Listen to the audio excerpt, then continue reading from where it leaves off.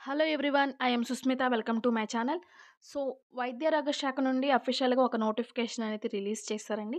ఇది పేరుకు మాత్రమే వైద్యారోగ్య శాఖ అని ఉంటుంది గానీ 10థ్ class qualification, any degree qualification and మెడికల్‌కి సంబంధించిన క్వాలిఫికేషన్ గల వారు అప్లై చేయడానికి వీలుగా ఒక నోటిఫికేషన్ అయితే ఉంది. దీనిలో ఎటువంటి ఎగ్జామ్ అనేది కండక్ట్ చేయకుండా అప్లై చేయడానికి ఈ నోటిఫికేషన్ అనేది ఉందండి. నిజంగా ఎటువంటి ఎగ్జామ్ అనేది లేదు. సో, అప్లై చేయండి. ఎలిజిబిలిటీ ఉన్న ప్రతి ఒక్కళ్ళు. సో, దానికి సంబంధించిన డీటెయిల్స్ అనేవి ఈ వీడియోలో ఎక్స్‌ప్లెయిన్ చేస్తున్నాను. కంప్లీట్‌గా చూడండి. ఫస్ట్ టైమ్ గనక ఛానల్ చూస్తున్నట్లయితే ప్లీజ్ సబ్స్క్రైబ్ చేయండి. అండ్ వాట్సాప్, టెలిగ్రామ్, ఇన్‌స్టాగ్రామ్ సంబంధించిన లింక్ డిస్క్రిప్షన్‌లో ఉంది. Follow me at WhatsApp, Telegram, Instagram channel. So, మనకి ఈ నోటిఫికేషన్ అనేది కాంట్రాక్టెడ్ బేస్డ్ జాబ్స్ అనమాట. గవర్నమెంట్ జాబ్స్ కాదు. సో, కాంట్రాక్ట్ బేస్డ్ జాబ్ అయినా సరే గవర్నమెంట్ జాబ్స్‌లో ఎటువంటి ఫెసిలిటీస్ అండ్ ఎటువంటి హాలిడేస్ ఎటువంటివి అన్నీ ఉంటాయో ఈ జాబ్‌లో కూడా అటువంటివే ఉంటాయి. ప్రైవేట్ జాబ్‌లో ఉన్న టెన్షన్స్, వరీస్ అనేవి ఏముండవు. సో, అప్లికేషన్ స్టార్టింగ్ డేట్ వచ్చేసరికి మనకి 10థ్ మార్చ్ నుంచి స్టార్ట్ అవుతుంది. క్లోజింగ్ డేట్ వచ్చేసరికి 15థ్ మార్చ్ వరకైతే ఉంటుందండి. మనకిక్కడ కొన్ని టెంటివ్ డేట్స్ అనేవి ఇచ్చారండి. సో, ఇక్కడ ప్రొవిజనల్ మెరిట్ లిస్ట్ అనేది మనకి 21st మార్చ్‌న డిస్‌ప్లే చేస్తారు. అండ్ అబ్జెక్షన్స్ అనేవి మనకి 22 మార్చ్ నుంచి 24th మార్చ్ వరకు పెట్టుకోవచ్చు. అండ్ ఫైనల్ మెరిట్ లిస్ట్ అనేది 25th మార్చ్ నుంచి అండ్ 29th మార్చ్ వరకు అయితే ఉంటుంది. Selection list as per ROR అనేది 31st మార్చ్ నుంచి ఏప్రిల్ 2 వరకైతే ఉంటాయండి.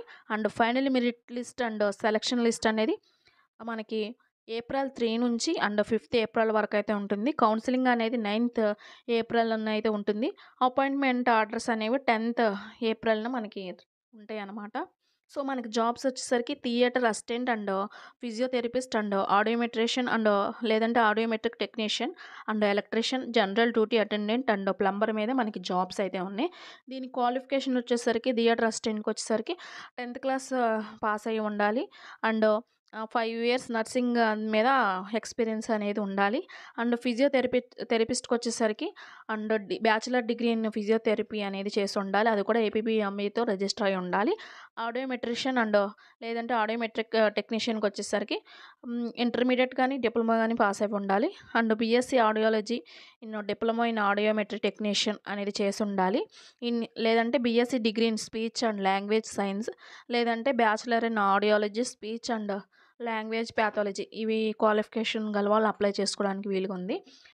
ఎలక్ట్రీషియన్‌కి వచ్చేసరికి 10th క్లాస్ కానీ, డిప్లొమా గానీ చేసి ఉండాలి. డిప్లొమా ఇన్ ఎలక్ట్రికల్ ఇంజినీరింగ్ గానీ, ఐటీఐ ఎలక్ట్రికల్ ట్రేడ్‌కి సంబంధించిన సర్టిఫికేట్ గల వాళ్ళు అప్లై చేసుకోవచ్చు.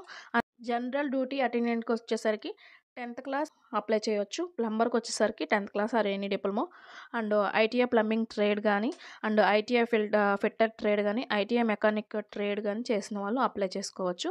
సో, ఈట్ల మీద మనకి సాలరీ అండ్ ఎన్ని జాబ్స్ ఉన్నాయో మనం చూసుకుందాం. సో, ఇక్కడ చూసుకున్నట్లయితే థియేటర్ అసిస్టెంట్‌కి వచ్చేసరికి 2 అయితే ఉన్నాయి. దీనికి 15,000 సాలరీ అండి. ఫిజియోథెరపిస్ట్‌కి వచ్చేసరికి అయితే ఒకటైతే ఉంది. దీనికి 35,570 రూపీస్ అనమాట per month salary.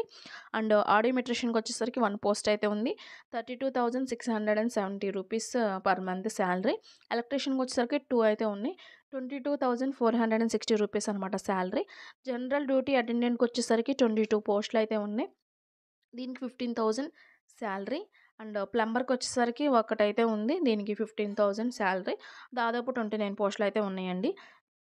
Age limit వచ్చేసరికి 42 ఇయర్స్ వరకైతే ఉండొచ్చు.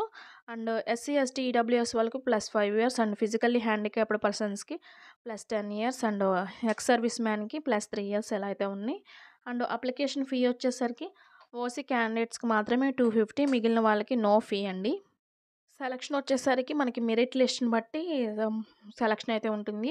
మన మార్క్స్‌ని బట్టి అండ్ ఎక్స్‌పీరియన్స్‌ని బట్టి అలా గవర్నమెంట్ సర్వీస్‌లో చేస్తే దాన్ని బట్టి మనకి మెరిట్ లిస్ట్ ద్వారా మనకి సెలక్షన్ ప్రాసెస్ అయితే ఉంటుంది. సో, ఇది ఆఫ్‌లైన్ విధానంలో అప్లై చేయాల్సి ఉంటుంది.